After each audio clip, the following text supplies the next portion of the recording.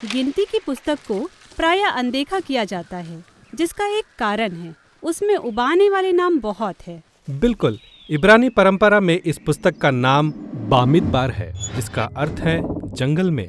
गिनती की पुस्तक इजराइल की यात्रा विवरण पुस्तिका है, अब्राहम से की गई प्रतिज्ञा के देश की ओर यात्रा का विवरण। यह केवल 2 सप्ताह की पैदल यात्रा थी। परंतु उन्हें 40 वर्ष लगे। यह विचित्र है। यह व्यवहारिक रूप से किसी के जीवन का आधा समय होता है। जी हाँ, यह एक लंबी शिविर यात्रा है जिसमें अनेक रोचक कहानियां हैं। परंतु स्मरण रखें कि आरंभ में ये देखना अत्यधिक सहायक है कि पुस्तक की रचना कैसे हुई है। ठीक है। यह पुस्तक 5 भाग में विभाजित है। इसमें जंगल के 3 अलग अलग स्थान हैं, जिसके लिए 2 यात्राएं की गई हैं, जो इन्हें आपस में एक साथ जोड़ती है। कहानी का आरंभ सिनाई पर्वत के जंगल से होता है, जिसे यहाँ नक्शे में दिखाया गया है। बिल्कुल। फिर दूसरे भाग में वे पारन नामक स्थान की ओर यात्रा करते हैं। पारान के जंगल में अनेक घटनाएं होती है। फिर चौथे भाग में इजरायली मोआब की ओर यात्रा करते हैं। पुस्तक का अंत मोआब के जंगल के एक बड़े भाग के साथ होता है, जो प्रतिज्ञा देश की दूसरी ओर यर्दन नदी के पार है। इन सब भागों में कहानी रोचक और नाटकीय चलचित्र के समान चलती है। आरंभ में तो सब बड़ा अच्छा है, परंतु आगे चलकर यात्रा में गड़बड़ हो जाती है। लेकिन उसका अंत छुटकारे के पल से होता है, जो परमेश्वर के अनुग्रह का आश्चर्यजनक कार्य है। हम पहले दृश्य से आरंभ करते हैं। इजराइल सिनाई पर्वत के जंगल में है। हम इस पर्वत से परिचित हो चुके हैं। आपको स्मरण होगा कि इजरायली मिस्र से निकलकर यहाँ आए थे और उन्होंने परमेश्वर के साथ वाचा बांधी थी। उनको यहीं 10 आज्ञाएं दी गई थी और यहीं पवित्र तंबू बनाया गया था। वे यहाँ पूरे 1 वर्ष से थे। अब वे प्रस्थान की तैयारी में हैं और लोगों की गिनती करते हैं।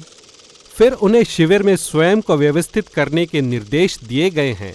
निवास स्थान में परमेश्वर की उपस्थिति है और उसके चारों ओर लेवियों का गोत्र तथा याजक हैं, और फिर अन्य गोत्र उनके चारों ओर होंगे। यह नमूना इस बात का प्रतीक है कि परमेश्वर की पवित्रता कैसे उस जाति के मध्य वास करती है। उनसे कहा गया था कि जब परमेश्वर की उपस्थिति का बादल उठे, तब उनको सामान बांधकर उनके साथ यात्रा करनी है। लेवियों द्वारा उठाया गया वाचा का संदूक सबसे आगे होगा। उसके पीछे यहूदा का गोत्र चलेगा। फिर सब एक क्रम में चलेंगे। यह क्रम इस बात का भी प्रतीक था कि किस प्रकार परमेश्वर की उपस्थिति उनका अगुवा है और वह जंगल में उनका मार्गदर्शन करेगा। इस पुस्तक के दूसरे भाग को हम बड़े उत्साह से आरंभ करते हैं, जब वे सिनाई जंगल से कूच करते हैं और पारान की ओर यात्रा करते हैं। परमेश्वर उनके साथ है और सब कुछ व्यवस्थित है। सब कुछ बहुत अच्छा होगा। परंतु ऐसा नहीं हुआ। उन्होंने 3 दिन बाद ही अपनी भूख और प्यास की शिकायत करना आरंभ कर दिया। यहाँ तक कि मूसा की बहन और भाई भी मूसा के बारे में सबके सामने बुरा बोलने लगे। यह आरंभ तो अच्छा नहीं था, परंतु हम अब तीसरे भाग में हैं, जो पारान के जंगल में हैं। यहाँ से वे 12 भेदियों को प्रतिज्ञा देश की जानकारी लेने भेजते हैं। उनमें से 2 जन आशावादी थे, परंतु अन्य 10 जन निराश थे। उन्होंने परमेश्वर पर विश्वास नहीं किया और कहा, हमारा सर्वनाश हो जाएगा। अतः वे विद्रोह करते हैं और अपने लिए एक नए अगुए को नियुक्त करने की कोशिश करते हैं, जो उनको वापस मिस्र ले जाएगा। मुख्य बात तो यह है कि वे प्रतिज्ञा के देश में जाना नहीं चाहते हैं, तो परमेश्वर उनकी इच्छा पूरी करते हैं और कहते हैं कि उनकी यह पीढ़ी 40 वर्ष जंगल में भटकती रहेगी और जंगल में ही मर जाएगी। केवल उनके बच्चे प्रतिज्ञा के देश में प्रवेश करेंगे।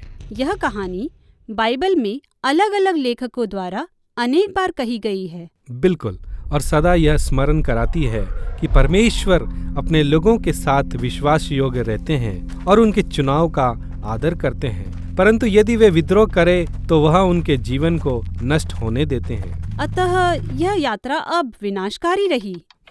इस चौथे भाग में जब वे मोआब की यात्रा करते हैं तो वह और अधिक बुरी हो जाती है। एक क्षण ऐसा भी आया जब मूसा से भी विद्रोह हुआ। जिसके कारण वह प्रतिज्ञा के देश में प्रवेश करने के अयोग्य ठहरा।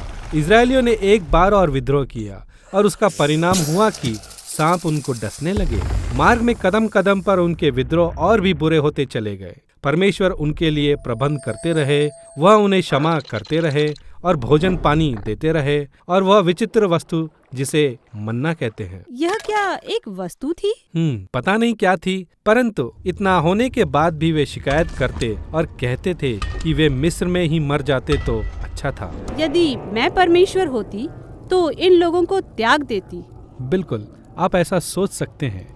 यही इस कहानी के अंतिम भाग को इतना आश्चर्यजनक बना देती है। इजरायली अभी मोआब पहुंचे ही थे कि मोआब का राजा इस विशाल समुदाय को अपने देश से होकर जाते देख परेशान हो गया था। अतः वह इस अन्य जाति जादूगर बिलाम को भाड़े पर बुलाता है कि इजरायलियों को श्राप दे। यह व्यक्ति काम का पक्का था। अब बिलाम कहता है, मैं इब्रानियों के परमेश्वर से प्रार्थना करूंगा, देखे क्या होता है।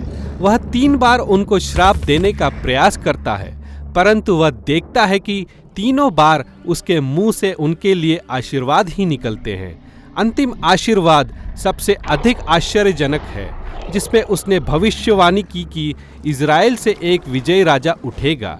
यह राजा एक प्रकार से अब्राहम से की गई परमेश्वर की प्रतिज्ञा से संबंधित होगा कि उसके परिवार से सब जातियां आशीष पाएंगी। तो यहाँ इजरायली हैं जो छावनी में विद्रोह कर रहे हैं और इस बात से पूरी तरह अनजान हैं कि वहाँ पहाड़ पर परमेश्वर उनकी रक्षा कर रहे हैं और उनको आशीष दे रहे हैं। इस प्रकार से इस पुस्तक का अंत मोआब में होता है। अब वे प्रतिज्ञात देश में प्रवेश करने के लिए तैयार है। वे एक बार और सबकी गिनती करते हैं जैसे उन्होंने पहले की थी, और वे मूसा समेत पहली पीढ़ी को पीछे छोड़ देते हैं। परंतु मूसा से विदा लेने से पहले मूसा उन्हें चेतावनी और बुद्धिमानी के अंतिम शब्द सुनाता है। मूसा का यही भाषण है जो अगली पुस्तक व्यवस्था विवरण में है।